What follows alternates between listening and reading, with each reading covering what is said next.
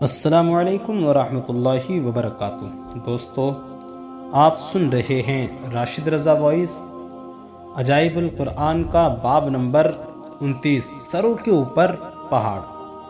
حضرت موسیٰ علیہ السلام نے تورات شریف کے احکام پڑھ کر بنی اسرائیل کو سنائے اور فرمایا کہ تم لوگ اس پر عمل کرو۔ جب بنی اسرائیل نے تورات شریف کے احکام کو سنا تو ایک دم انہوں نے ان احکام کو قبول کرنے سے انکار کر دیا۔ اس سرکشی پر اللہ تعالیٰ کا یہ غضب نازل ہوا کہ ناگہاں کوہ طور جڑ سے اکھڑ کر ہوا میں اڑتا ہوا بنی اسرائیل کے سروں کے اوپر ہوا میں معلق ہو گیا، جو 3 میل لمبی اور 3 میل چوڑی زمین پر ڈیڑے ڈالے ہوئے مقیم تھے۔ جب بنی اسرائیل نے یہ دیکھا کہ پہاڑ ان کے سروں پر لٹک رہا ہے تو سب کے سب سجدے میں گر کر عہد کرنے لگے کہ ہم نے تورات کے سب احکامات کو قبول کیا اور ہم ان پر عمل بھی کریں گے، مگر ان لوگوں نے سجدے میں اپنے رخسار اور پاؤں بھویوں کو زمین پر رکھا اور داہنی آنکھ سے پہاڑ کو دیکھتے رہے کہ کہیں ہمارے اوپر گر تو نہیں رہا ہے۔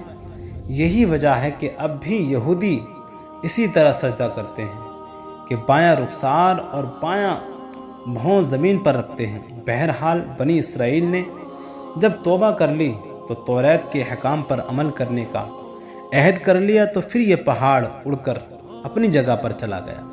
قرآن مجید نے اس واقعے کو چند جگہوں پر بیان فرمایا ہے۔ مثلا سورہ اعراف میں ہے کہ وَإِذْ نَتَقْنَا الْجَبَالَ فَوْقَهُمْ كَأَنَّهُ ظِلَّةٌ وَظَنُّوا أَنَّهُ واقع بِهِمْ خُذُوا مَا آتَيْنَاكُمْ بِقُوَّةٍ وَاذْكُرُوا مَا فِيهِ لَعَلَّكُمْ تَتَّقُونَ۔ ترجمہ کنزُ ایمان، اور جب ہم نے پہاڑ ان پر اٹھایا گویا وہ سائبان ہیں اور سمجھے کہ وہ ان پر گر پڑے گا۔ لو جو ہم نے تمہیں دیا زور سے، اور یاد کرو جو اس میں ہے کہ کہیں تم پرہیزگار ہو۔ اس واقعے سے معلوم ہوا کہ ناواقفوں یا سرکشوں کو کسی نیک کام کے کرنے یا اچھی بات کو قبول کرنے پر ڈرا دھمکا کر مجبور کرنا، یہ عین حکمت اور خداوند قدوس کی مقدس سنت ہے۔ واللہ تعالی عالم۔